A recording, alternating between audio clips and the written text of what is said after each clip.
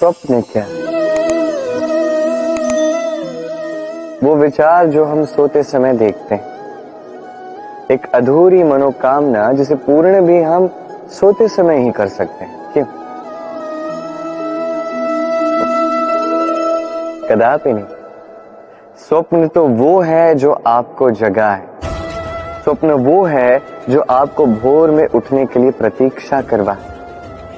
स्वप्न हम सोते समय तो देख सकते हैं, साकार करने के लिए दिन रात जाग के परिश्रम करना पड़ता है। ऐसा करोगे तभी स्वप्न पूर्ण होंगे। अब आप अपने जीवन को सोना बनाना चाहते हो या सोकर अपना जीवन व्यतीत करना चाहते हो, निर्णय आपका है। आइए और मेरे साथ प्रेम से कहिएगा, राधे राधे। संकट, समस्याएं, कठिनाइयां, ये तो हर एक के जीवन में आते हैं।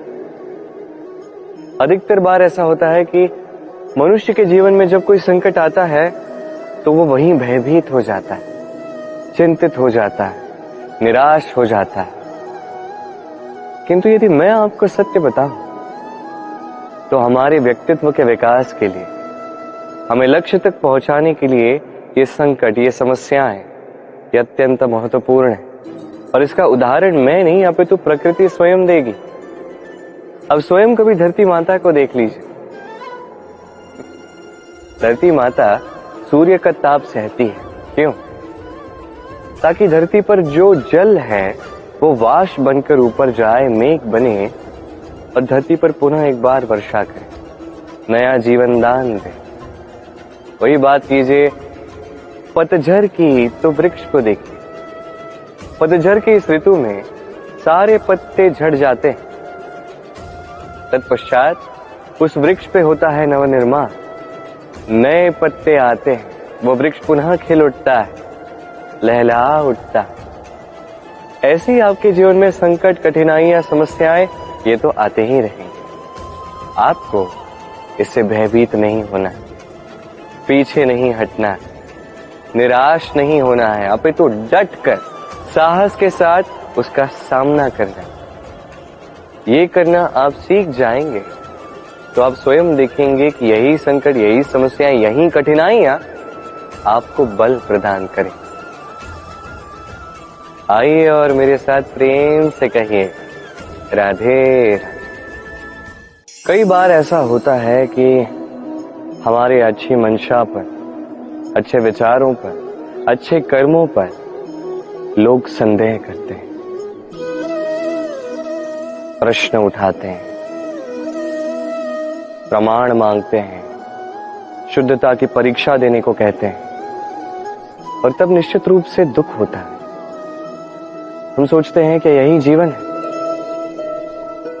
इतना अच्छा सोच के भी, शुभ कर्म करके भी लोग हम पे ही संदेह करते हैं।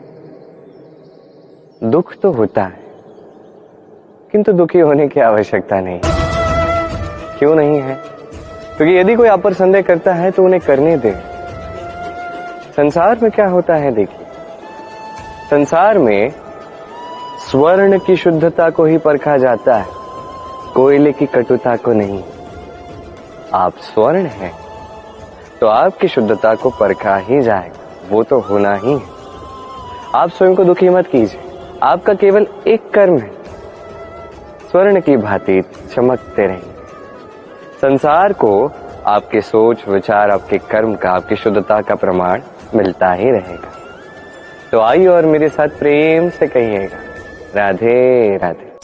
कई बार ऐसा होता है जहां लोग हमारे सत्य को अस्वीकार करते हैं और लोगों की मिथ्या बातों को स्वीकार कर लेते हैं, वो भी बड़ी सरलता से।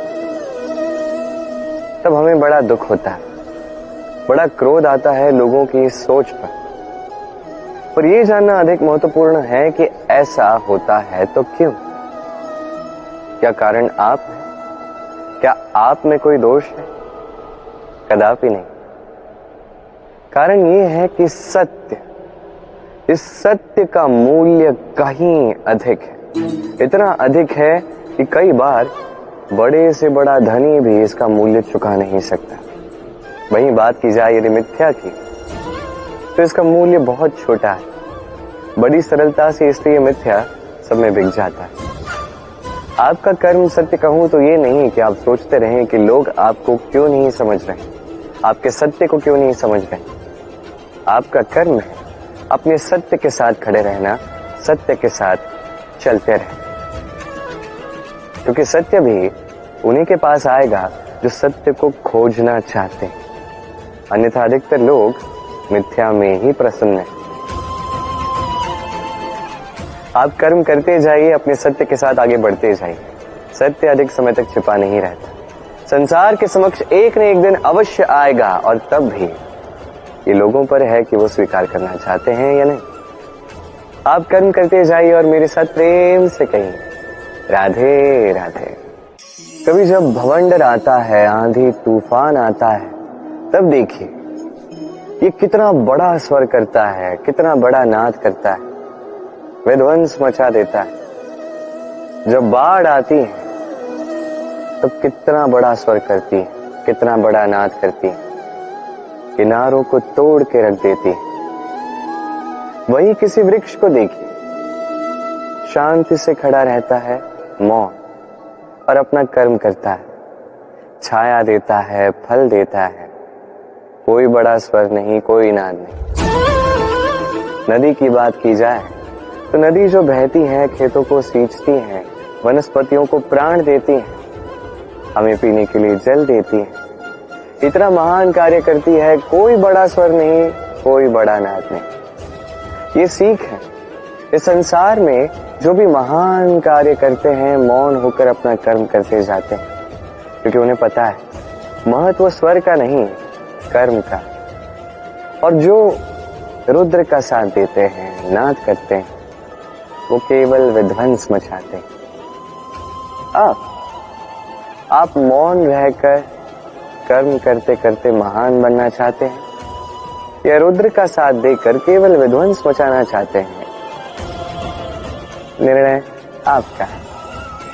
आइए और मेरे साथ प्रेम से कहिएगा राधे राधे। आप जीवन में क्या बनेंगे, ये आपके परिश्रम, आपके निरंतर प्रयास और आपकी चुनी हुई दिशा पर ही निर्भर नहीं करता। ये निर्भर करता है आपकी संगति पे भी। ये संगति जो अत्यंत महत्वपूर्ण होती है। प्रकृति भी हमें यही सिखाती है, एक उदाहरण द्वारा। यदि ये मैं आपको बताऊं तो किसी हवा के झोंके को देखिए। एक हवा का झोंका जब किसी पुष्प को स्पर्श कर जाता है तब वो भी सुगंधित हो जाता है। यही हवा का झोंका जब किसी नाले के ऊपर से बहता है तो वो भी सुरभिहीन हो जाता है।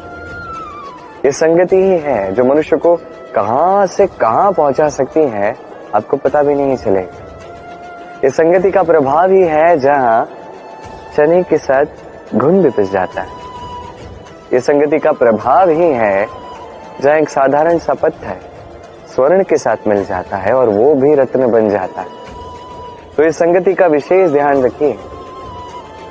अब किससे मिलते हैं, क्या बात करते हैं, क्या सीखते हैं, उनका आपकी ऊर्जा पर क्या प्रभाव पड़ता है, सब देखिए और मेरे साथ प्रेम से कहिएगा राधे राधे। जब हम जीवन में अपने लक्ष्य की ओर अग्रसर होते हैं तो कई सारे लोग हमें सलाह देते हैं कि आप ये कीजिए, आपको वो करना चाहिए, आपको उस आदर्श व्यक्ति की भांति उस मार्ग पे चलना चाहिए।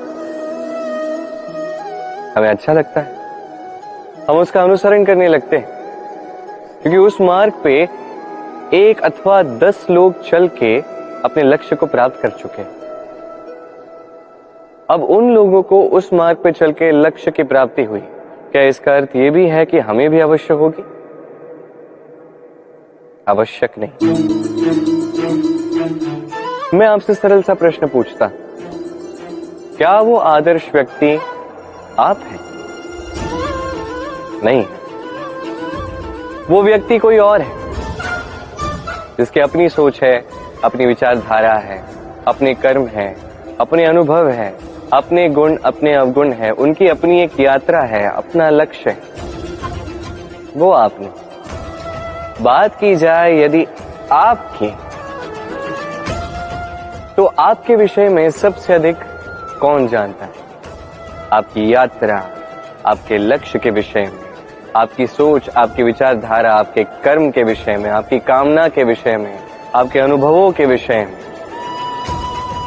इन सब के विषय में सबसे अधिक यदि कोई जानता है तो वो है स्वयं आप।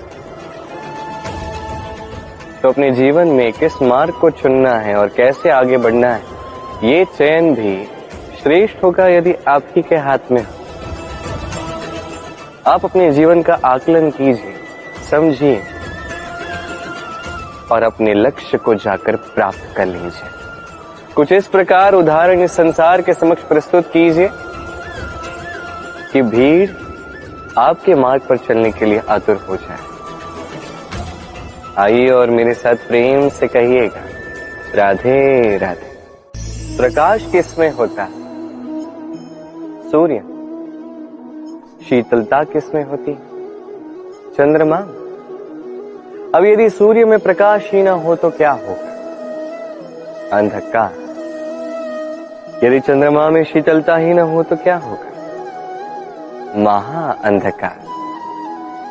सब कुछ भीतर, अच्छाई और सच्चाई हर एक मनुष्य के मन के भीतर है ही है। यदि ये नहीं तो समझिए कुछ भी नहीं। जैसे एक दिया जो जलता है, प्रकाश फैलाता है, अंधकार में हमारा मार्गदर्शन करता है। क्यों जलता है? क्योंकि इसके भीतर एक बाती है जो जलती है। बाती क्यों जलती है? क्योंकि उसके भीतर घी है जो उस बाती को जलाए रखता है। सब कुछ हमारे मन के भीतर है, अच्छाई भी, सच्चाई भी। इसी के साथ कर्म करते जाइए, जीवन में आगे बढ़ते जाइए। समस्त जीवन प्रकाशमय होगा।